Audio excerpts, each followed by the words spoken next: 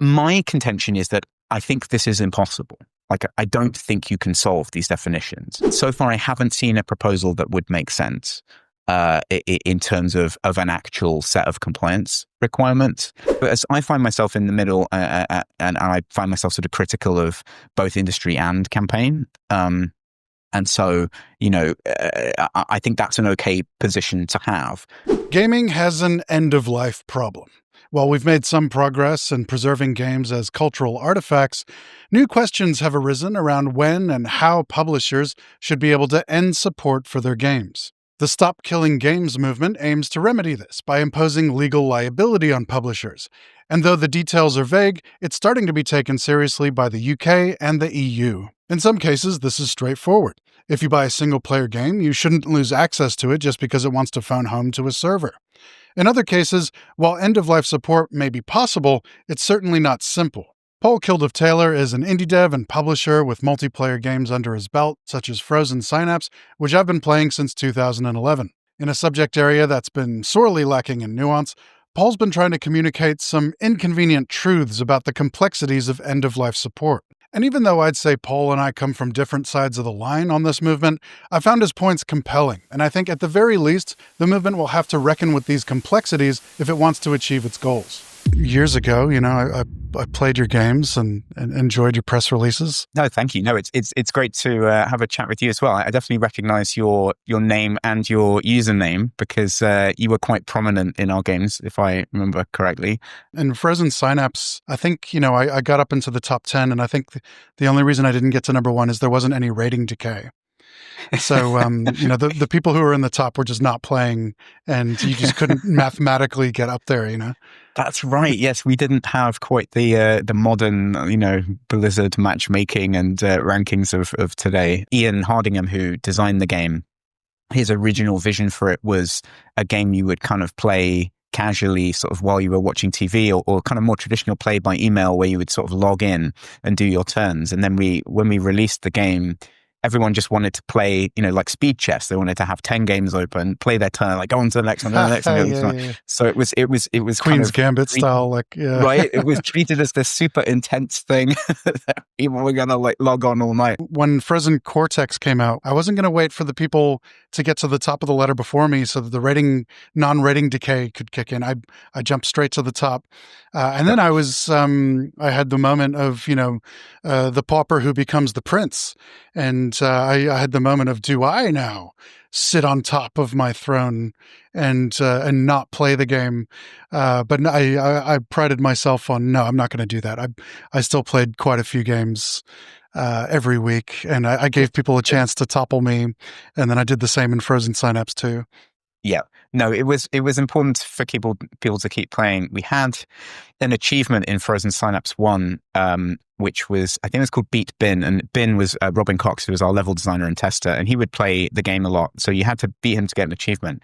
And then he left the company, as did Ian, sort of in I think 2019 it was, and he obviously, there's no requirement for him to play anymore because he no longer works for us. So I think he does log in sometimes, but there's an achievement for beta games still, and achievement hunters out there really struggle with this because there is just a very broad universal probability that you may be able to beat him or not. And I've received so many requests to turn off this achievement or grant the achievement on people's accounts. I'm not going to do it. He's still alive. You may find him on the server at some point in time. So I'm sorry, that's just how it is. You should bring him back for an anniversary every year, just like the Beat Bin Day or something. I would really like to do that. We should do a Beat Bin stream and see. I don't know what his match requests look like now. But if he can ever work his way through those, we should do that sometime. It would be good. Tell someone you're watching a Beat Bin stream without any context and see what their reaction is. Frozen Synapse, was it was an early live service game. Could you call it that? In terms of live service, I to me that entails that you're continually pushing quite significant updates on a regular cadence. We didn't do that. We did release a DLC, the Red DLC, which turned the game red, and it did some other stuff as well. DLC was still quite controversial at that time. I think live service gets all of that sort of attention now, but just any DLC was kind of seen like, oh, you're making me pay more. We were very much inspired by Cliff Harris, Price, who's Positech Games.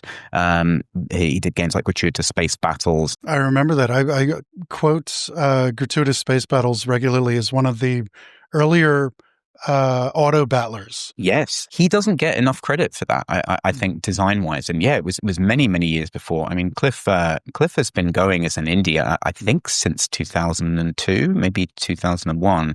Shout out to him, and he's also got a new version of the game coming out at some point called Ridiculous Space Battles, which is a similar sort of auto battler premise with spaceships.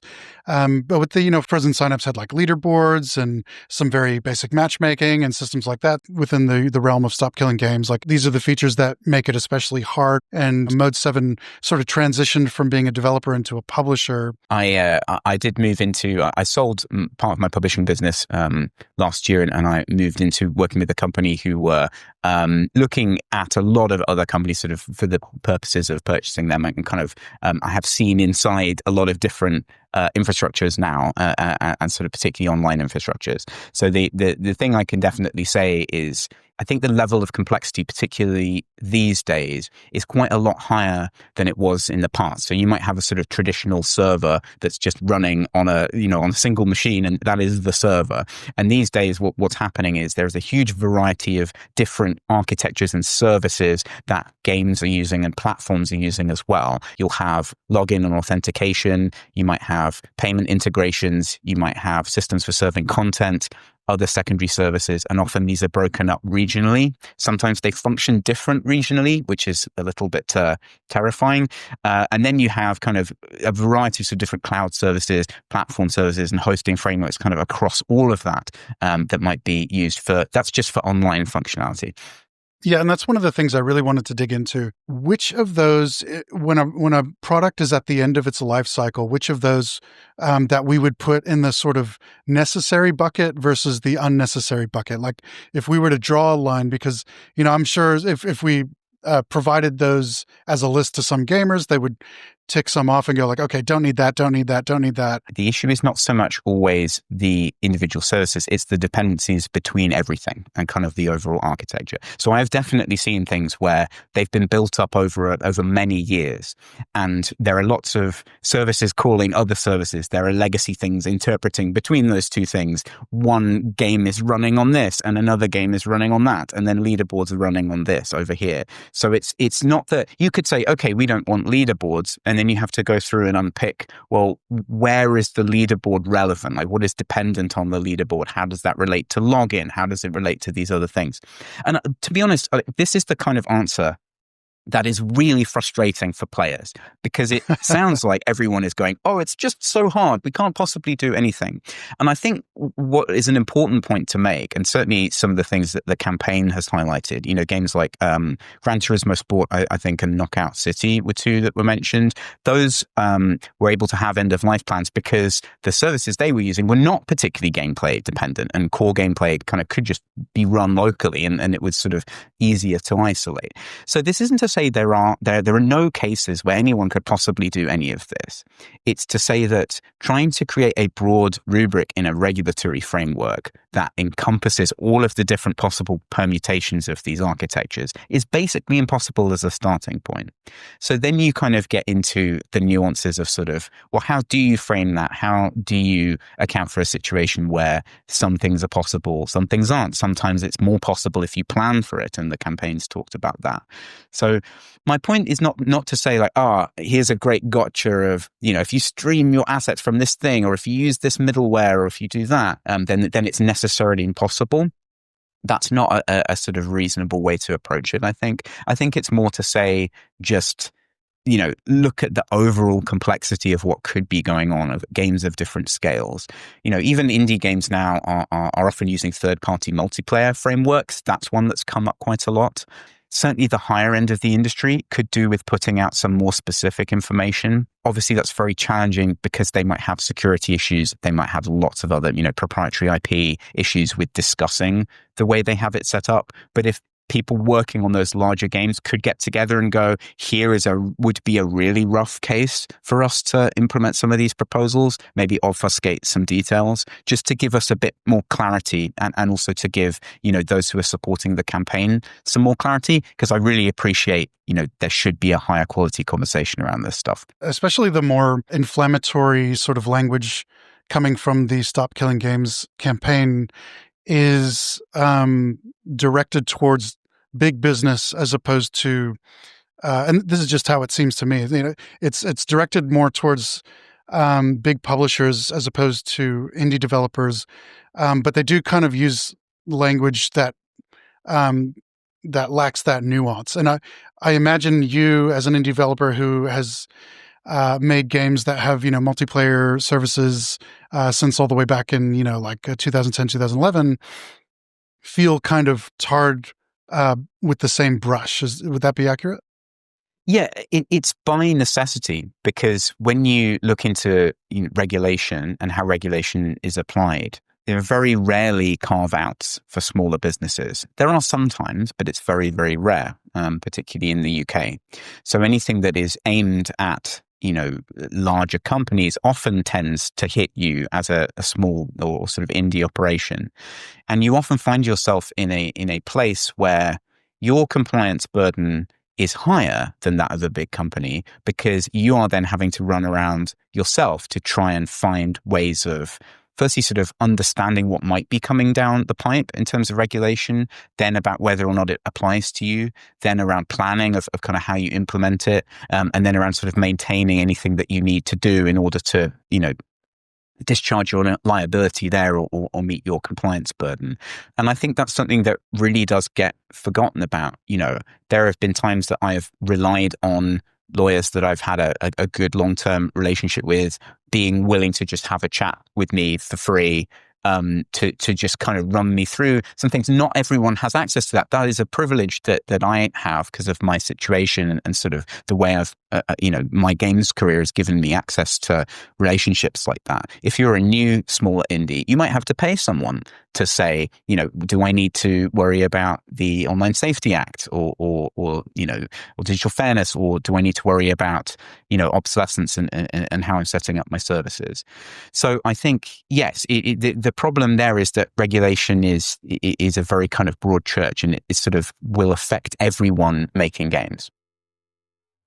Yeah, that's a great point. I definitely sympathize with that. I've worked with indie developers here in Australia, and being an indie developer these days, you're already wearing so many hats, and this essentially adds another one to a situation that is already overwhelming. I mean, even just releasing an indie game can feel overwhelming. The amount of things, you're already, in fact, too many indie developers that I know have, kind of kept themselves within the development space and then worried about marketing at the last minute. And then all of a sudden they decide to put on the marketing hat and they're feeling overwhelmed by that alone. And then you add on this other stuff. So I definitely sympathize with that.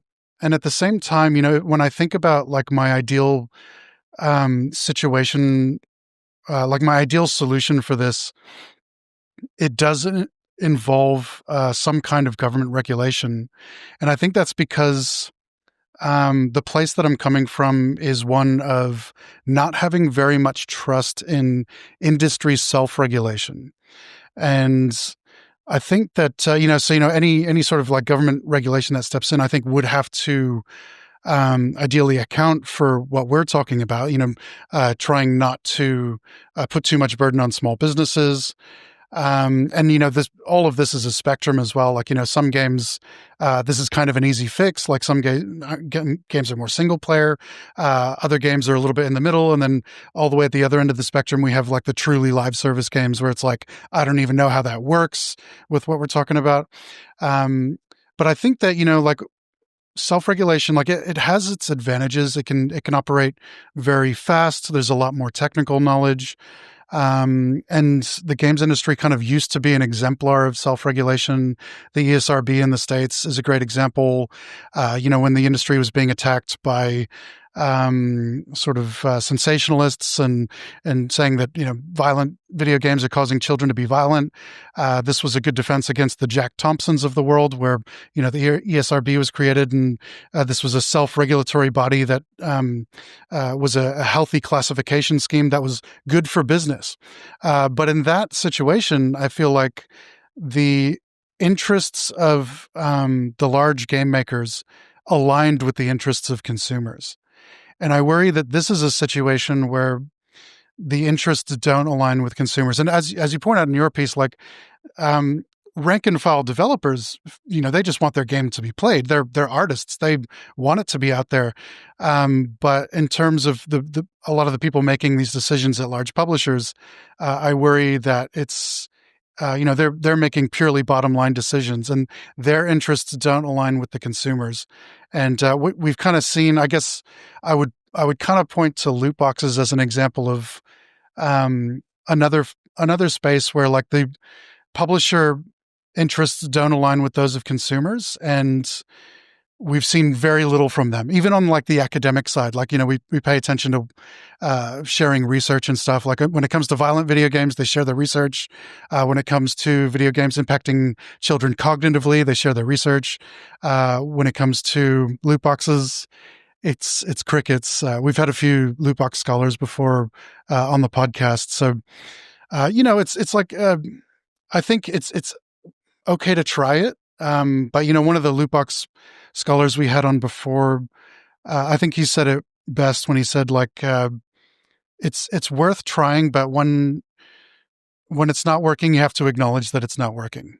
And so, when South Korea tried self-regulation on loot boxes, eventually they just had to say, this isn't working, we have to step in. When it comes to game preservation, I guess self-regulation hasn't really been tried yet. So, I'm absolutely willing to witness the industry try to go through that. But my hopes are very low. I don't know about you. Well, I really understand, the frustrations here. And I think the point you made there is a very good one, which is that there is a huge amount of mutual interest here in terms of developers wanting their work to exist in perpetuity and players wanting to experience it. I think there has been much made of planned obsolescence. I think it is the EU, citizens petition that makes, extensive use of that term. And I think that is a bit of a red herring here. I think what we're mostly talking about is sort of involuntary shutdowns where a game isn't commercially viable. And that's not something that a publisher can sustain. So I think there needs to be some kind of acknowledgement that instead of taking this kind of combative view of this, we should work up from the bridging issue, which is that we want the games to be playable, and players want to play games. So I think that is a really good starting point. I think the problem here in terms of regulatory involvement can stem from a bit of a misunderstanding of the process.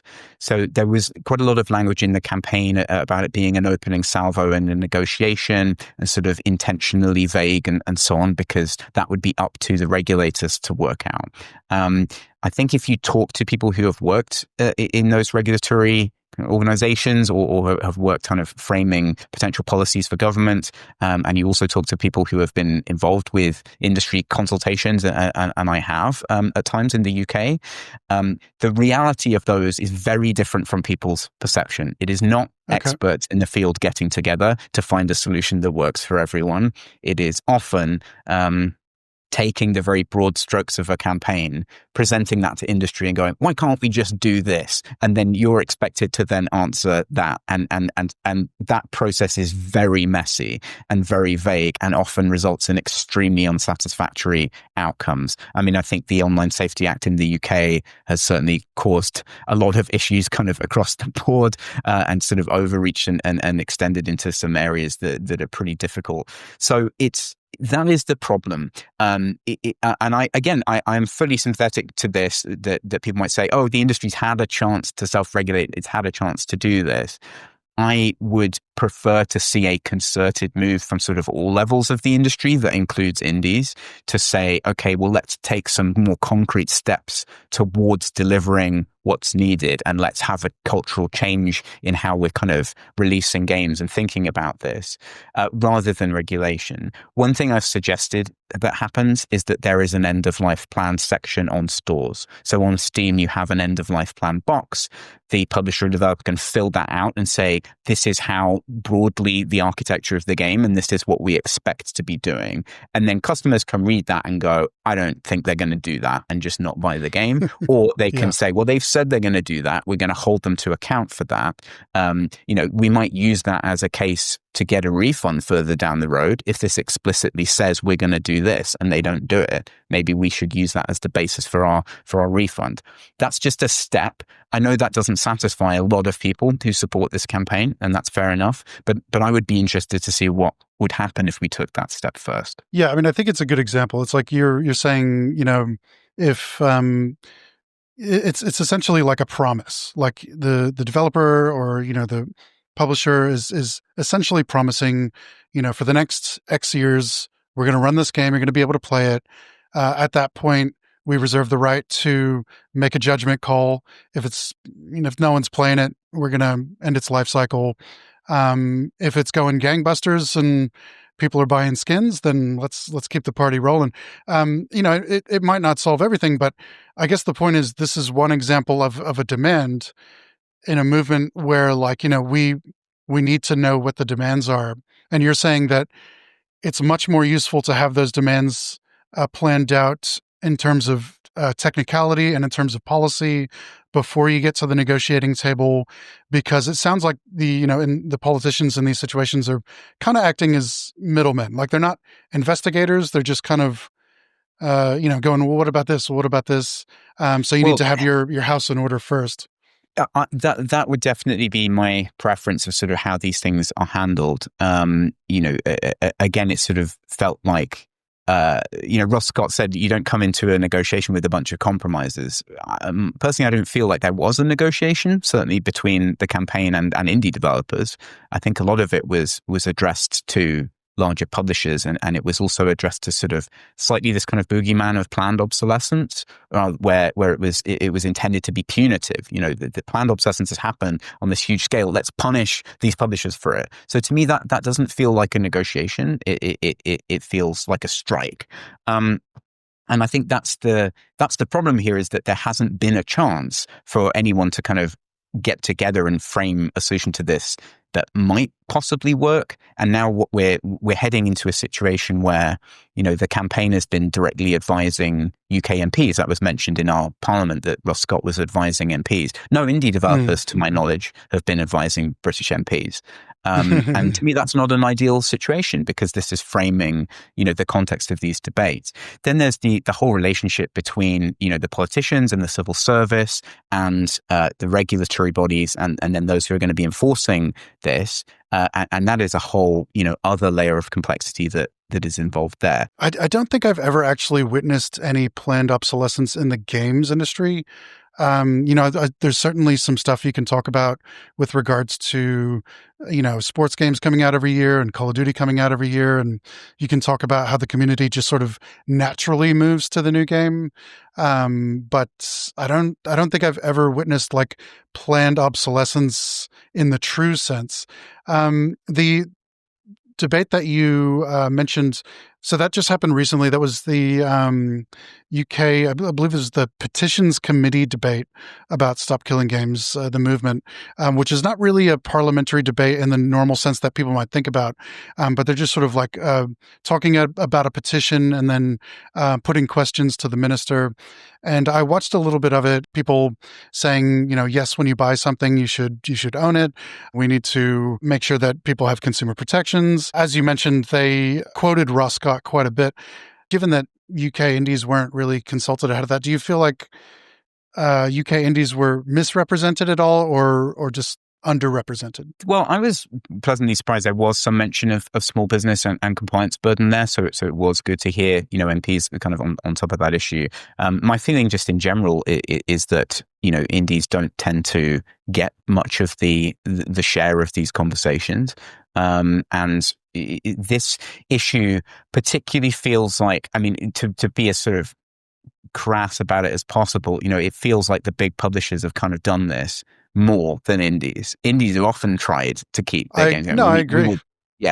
We will try to keep our servers running however we can possibly do that. If it's trying to help people do community hosting, we'll try and do that because we want to do that. So to me, it feels like this is, and again, I'm being a little hyperbolic here because it does affect all developers, and it's easy to blame everything on big publishers. But this is one where you think some of these publishers and some of the ways they've shut down games and dealt with messaging, particularly in the past, and how they've handled their community is not good, terrible in some instances. And then when there is this move to kind of push back against that, we are not included in the picture in any kind of meaningful way, other than talking about it. And this is why I'm talking about it, even though I'm not a policy expert or a technical expert.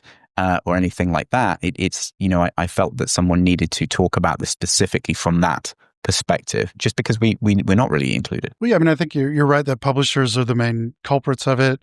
It's built into the model. It's like you have this entity which is made up of thousands of people. It is essentially a nihilistic and sociopathic optimization machine for increasing share value and things like that. And when it takes action, that action is abstracted away.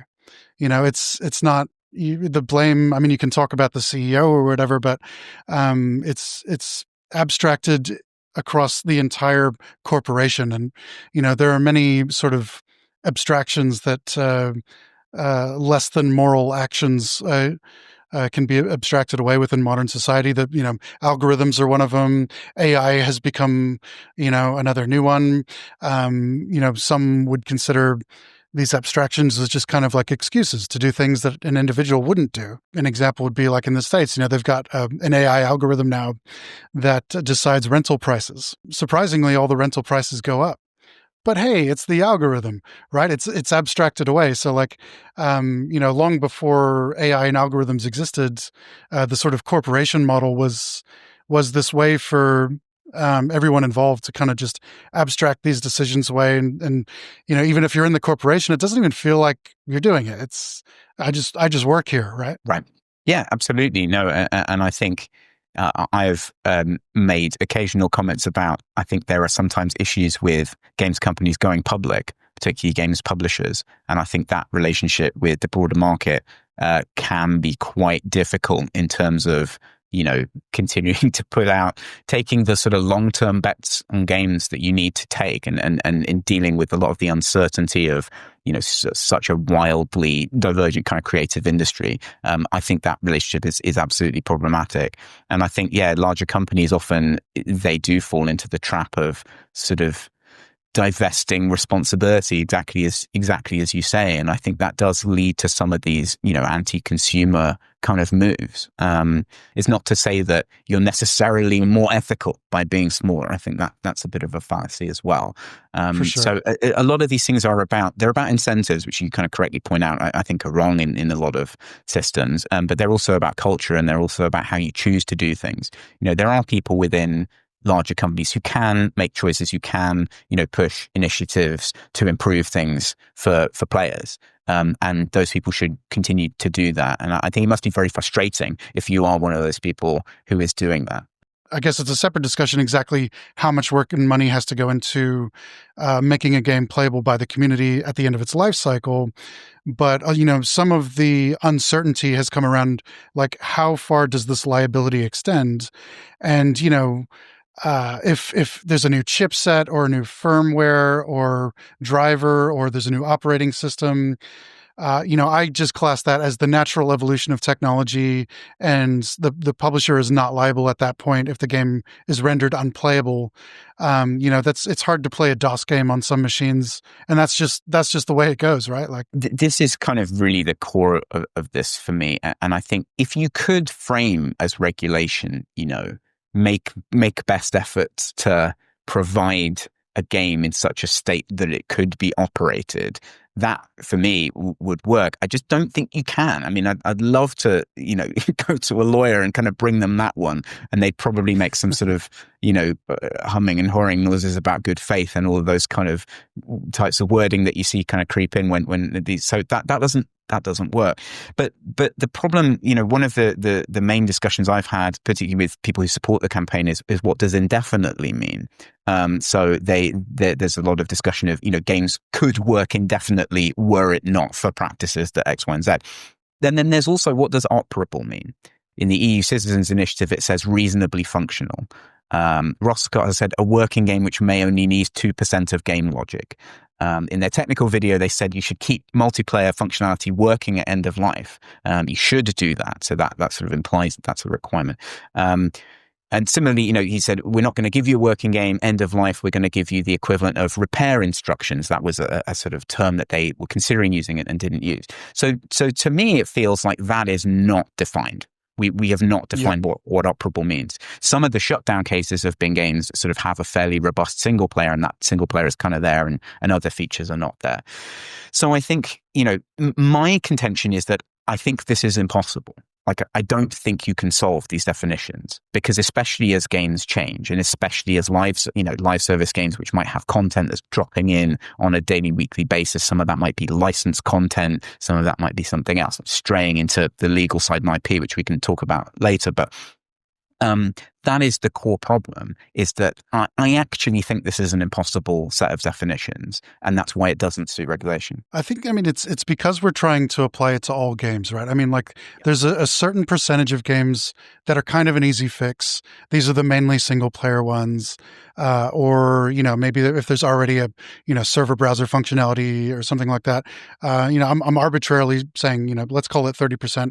And then let's say there's another middle ground chunk of percentage where it's sort of like not the hardest, but it'll require a little bit of investment.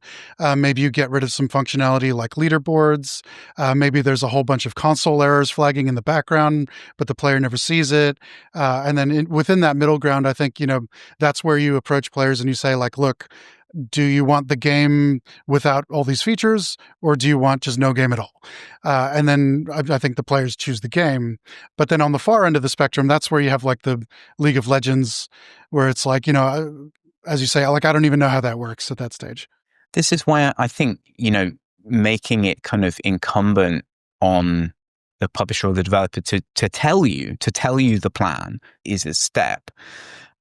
But, there is this point of, can we just make everyone do this? Can we just make everyone sort of be reasonable and change the architecture of games? And can we force middleware companies to make their licenses permissive so that we can do this? And I really do think the answer is no. But I also think that there might be, if this becomes something that's more prevalent, if you're going to sort of be talking about where you're getting your multiplayer services from on your store page, you might go to that vendor and go, hey, can we, what's going to happen with our licensing when it kind of gets to this point? I think just to follow on it, if that's okay, that's something that also is a big aspect of this is every single individual component will have its own licensing terms. So yes, please. I did want to get into that. So yeah. The point made by the campaign is that if a law is passed, those will all necessarily change. I think that is kind of a fairly utopian view. And also it doesn't really account for legacy systems. So many games are built on tech stacks that are kind of piles of existing stuff. And those vendors might still have to support those components or those services, and they may not be able to retroactively change the license, and the developer may not be able to retroactively go through and audit absolutely everything in those terms, in terms of whether it can be distributed separately or not, or taken out or whatever. So I think that is another big part of the challenge. I agree. That's a huge challenge. I don't have a solution for that. I mean, when it comes to the coming up with a language that encompasses all games, like, I think you'd have to get a bunch of lawyers in a room to try and tackle that as a semantic challenge. I don't know if it can be done. It seems it's one of those interesting challenges that my brain goes like, "Ooh, I'd like to try." But when it comes to like the middleware solutions, yeah, that one is a tricky one because games, even if they were completely wanted to just hand off a build, like a server build, to a community member and say go for it, they might not have the rights to distribute some of the middleware that's involved in that. And Yes. it almost makes me wonder, like, I mean, is there room for like a startup idea there where, the whole business model is building relationships with middleware providers and having those rights where, publishers can kind of like hand off a game to that trusted company where it's like, it's our job to do this. And where the publisher says like, okay, this game over here we've deemed unfeasible, not because no one's playing it, but because the margins are so small, it just kind of means nothing to us. Maybe that's the ideal sort of project for a company like that to swoop in on. It's certainly something, that could be looked into. And there's other ideas like code escrow as well is one that comes up where, if you think the game may not be, you can't come up with a sort of way of re-architecting the game. You just kind of put it in the vault and then you can go, well, if it fails later on and someone wants to bring it out of the vault, they can, and they can deal with all of that. And that's discharging our liability. I'm not sure about sort of either of those solutions. I think a sort of, Again, you get into the every game problem, right? So the hypothetical company that's dealing with this would then have to be versed in everything, and every single way that anything could be built in order to provide that service sort of comprehensively. Look, I think realistically, what should happen is that there should just be further moves in this direction, and there should be more thought.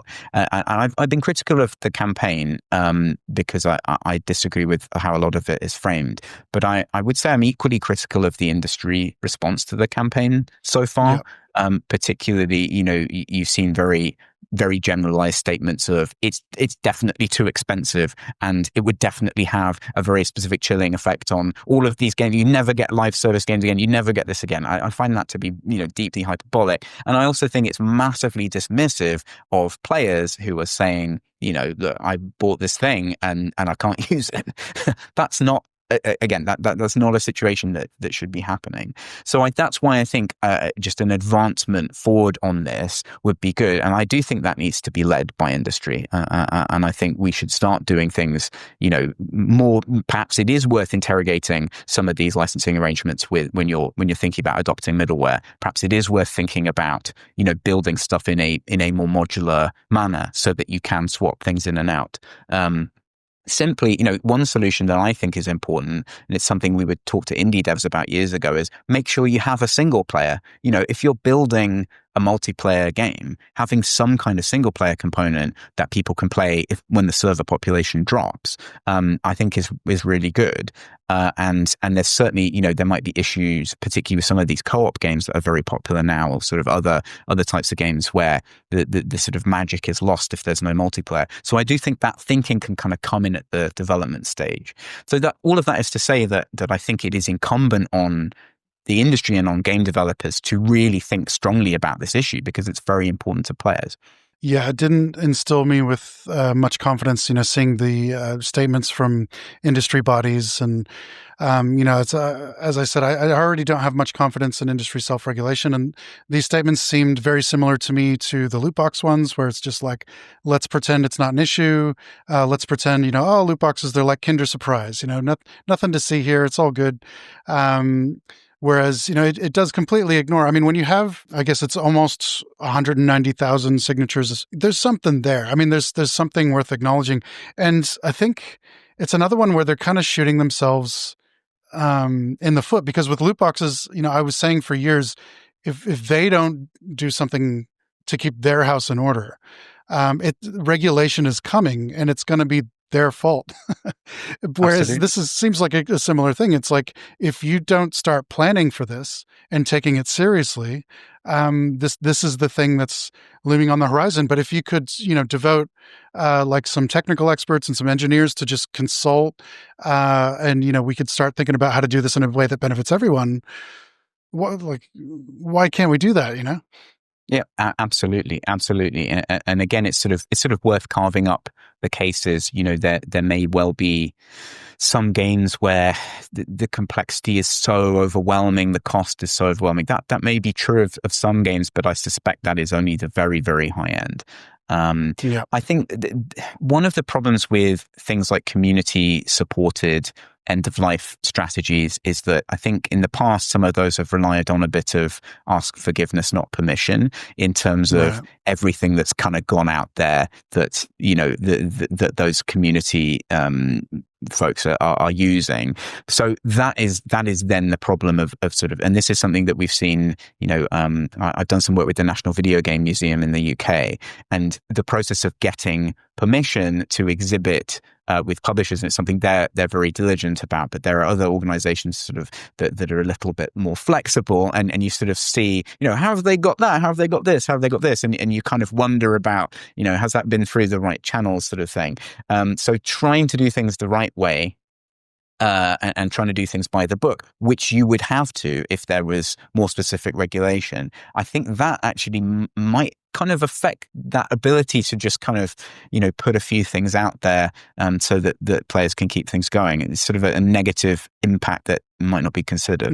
It's part of that naughty gamer hacker culture, isn't it? Where it's like they see the meta game as sort of breaking the game and, running it on their own servers and things like that. Yeah. And it's sort of similar to the, a modder did this in a week, so why didn't the devs do it? Kind of conversation which comes up a lot. Sometimes those are perfectly legit, and you think actually if they had put some resources into that, they probably could have done it. Sometimes they're kind of, yes, the modder's done it and it works in the specific situation, but it doesn't work across, the entire game and sort of in the context of multiplayer or whatever.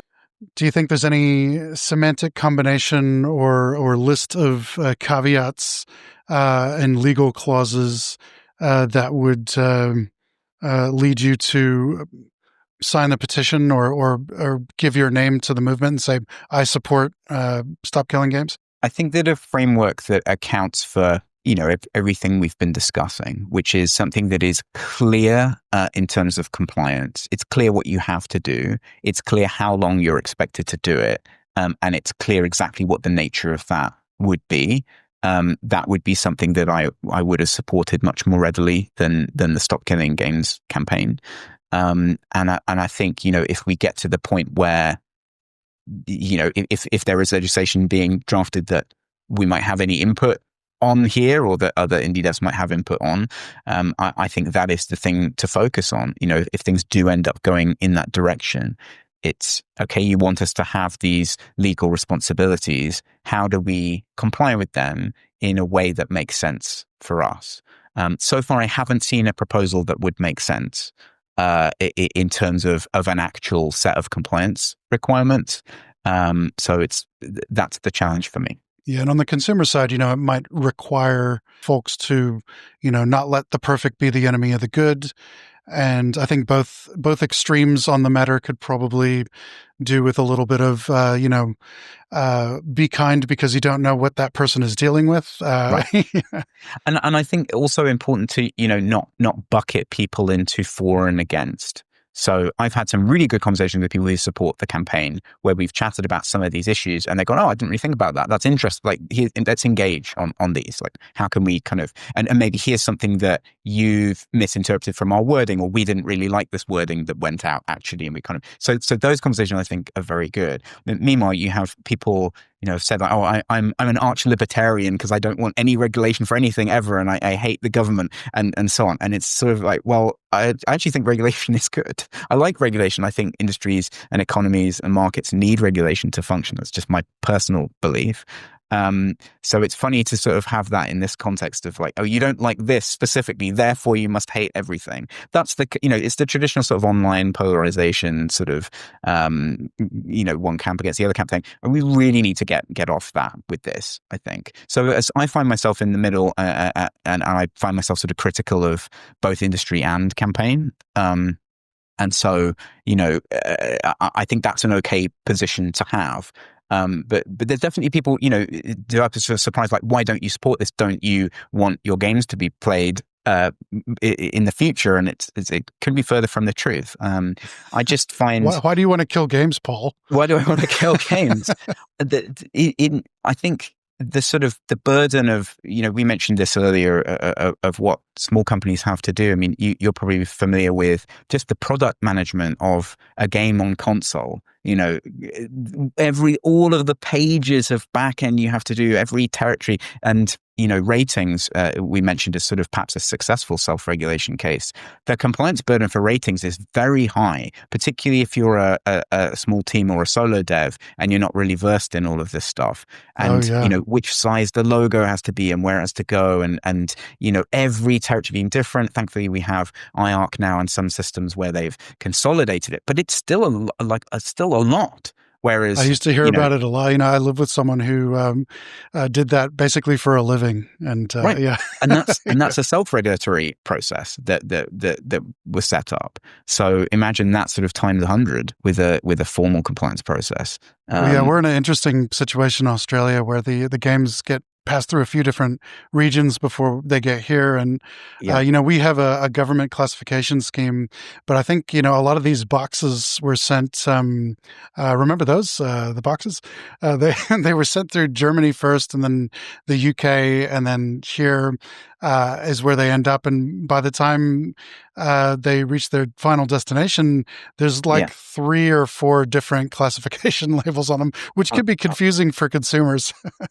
I really would support a more actually voluntary system. Instead of that, we have to go through pages of manual of what really does constitute insinuated drug use and like all of this. And again, this is for something that is broadly considered to be successful self-regulation. So more things like that, I think, do harm development. They certainly can prevent.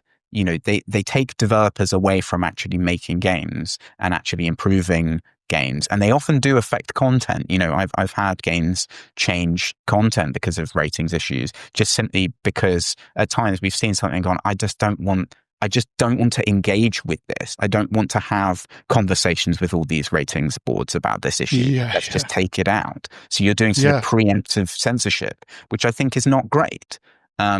So that's the last thing we want is sort of that, more of that kind of thing. It will have a deleterious effect on devs. Yeah, and I understand it. I understand not wanting to do the work, especially when you're dealing like a region like Australia. We're not very large. We're probably not worth it, right? We got 30 million people. There's plenty of stories of companies that have run afoul of Australian government bodies and our regulations down here. Sometimes that results in good things, like in terms of classification, it's been an absolute minefield, and even the reporting of it has been problematic. But in the case of our consumer laws with regards to if you buy something broken, it's Australian law that we get a refund or we get a replacement. And, that was something that Steam had to come to terms with, right? Like Steam for a long time had a no refund policy. And if you messaged their support, it was just like, nope, flat, no refunds. And then in the end, there was a court case in Australia, and that was the catalyst that led to Steam's sort of 2-hour, no question refund policy, which was applied globally. Yeah. I mean, it's one thing that I was certainly happy to criticize Valve on previously, where, you might have a technical support issue with a player and they're talking to you and you go, look, we can't fix this. Like, we just get you a refund. And then you go and there wouldn't be a mechanism. You'd have to kind of try and find someone at Valve to talk to and go, this person really needs a refund. Like, can you do that? And it's very unsatisfactory. So the 2-hour refund thing, although it was a little bit controversial, I think probably still is. Certainly, if you're a developer and you go in and look at your refund reasons, you will see that you'll see what's going through the heads of some people doing that. So that's unfortunate. You can't let the perfect be the enemy of the good. It's definitely not perfect, but it's important to be able to just load up a game and go, that doesn't run. Cool. I think I need a refund for that. How are you doing for time? Do you got time for something fun? Or I definitely have time for something fun. For those who never received a press release from Paul, they used to be some of the funniest. No, not some of. They were the funniest press releases that I think I ever got in my time as covering games. They were deliberately targeting an absurdist, Monty Python-esque kind of language. And, I would always, whenever I received an email from Paul about one of his games, and later on, one of the games that his company was publishing, I would open my email very quickly. So it's a good strategy in a way. As you morphed into a publisher and you started sending press releases on behalf of other people, they started to get a little bit less absurd and a little bit more serious.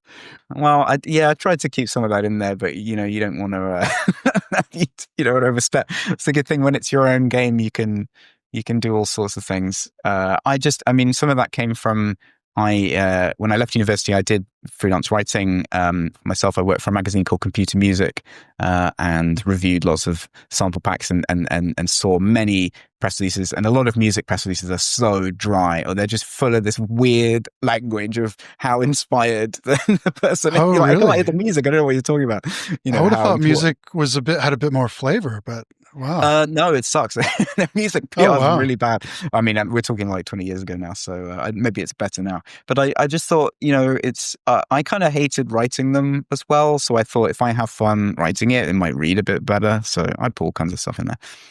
I went back and found some of the old ones. I just sent you a link. Okay, wow. So that's the iPad one. So I went all the way back to 2011. I will narrate the press release. And I've always wanted to hear what it would sound like to have you, Paul, actually saying what the quotes are of you saying. Sure. I mean, so this was, just to clarify for people, I would hate those quotes that devs would give. We're so excited to be releasing the hard work of 2 years and like all this. I hated that. It really sucked. So I would do silly quotes. Here we go.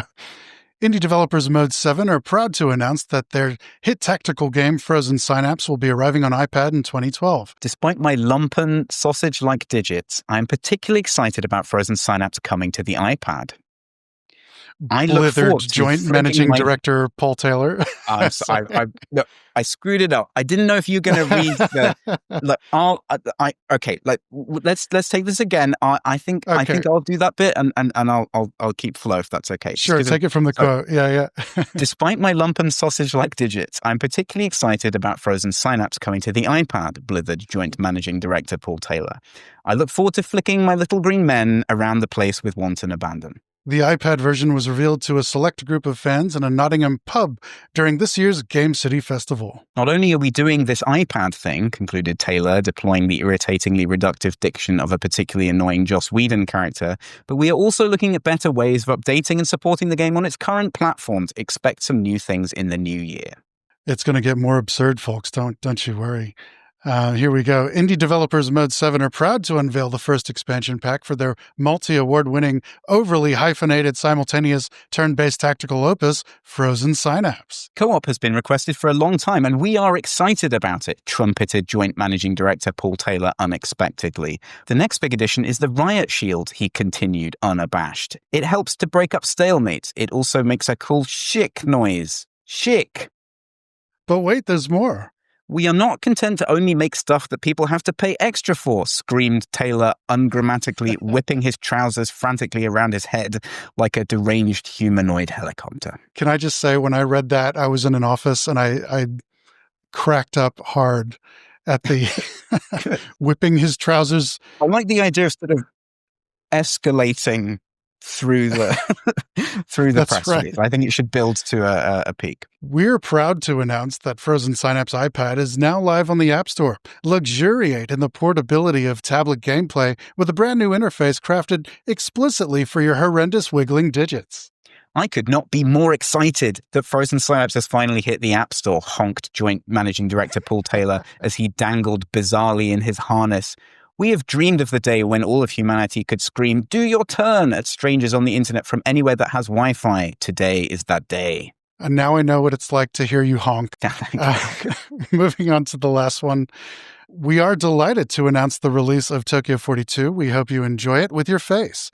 This footage is a semi-competent playthrough of an early alpha build by Mode 7's Paul Kilduff-Taylor, a man who is me. Tokyo 42 is as astonishing as a chaffinch on a motorbike, and we think that even in this incredibly early form, all so-called human beings should cower before the din of its irrumpant majesty, blithered Kilduff-Taylor earlier. Did I mention that he is me? This game will take over the world to the extent that all normal communication will cease and society will collapse like a wet bag. Do watch out for that, he added, unafraid of rank hyperbole. By the way, I am him. This is me talking. Still me talking now. This is me now, he said. I said that.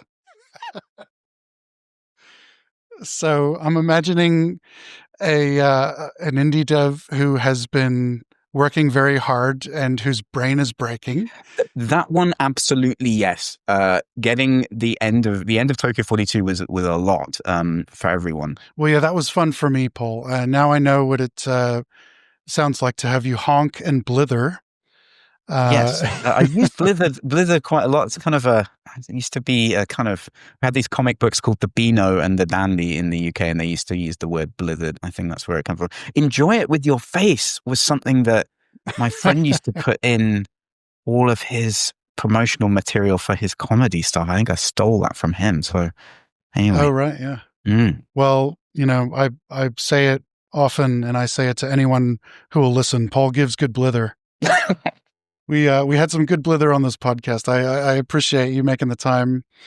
I appreciate your nuanced take. It's a subject with its extremes. There's a lot of sensationalism and even occasionally a bit of misinformation flying around. So I appreciate you coming on and just talking us through some of the aspects that folks might not have thought of, the middleware solutions and the third-party services that people are connecting to and all that stuff. So cheers, man. Well, Jeremy, thank you so much. And thank you also for your support of all of our work, kind of going right back to the start. It was always, hugely meaningful to us when people would play the game, talk about the games, write about the games, and you were on it very, very early. And as I said, your name is one I've recognized sort of throughout all of that time, and it very encouraging. Also, these silly press releases, you don't know if anyone's gonna read them, and so to hear that you were kind of looking at them is really cool. I should have told you. I should have told you how much I appreciated them. No, I could see you opening them. Good. That's all I need. Just to say on the Stop Killing Game stuff as well, I think it is really, really important that everyone recognizes this is a critical thing. This isn't going to go away. Like it's not something that, anyone can hand wave away. So we need to really think a lot about the games we're putting out and their long-term relationship with players. Like, we're sitting here talking about games from 2010. That nothing makes me happier than that work, we did in the past and then sort of that we're continuing to still do kind of can have that impact. So let's try to not create a situation where we're just kind of having a go at each other from opposite sides of the fence on this. And let's try and find solutions that actually deliver the things that we all want to happen. Well said. That's a great finishing point. Thanks so much. Thank you.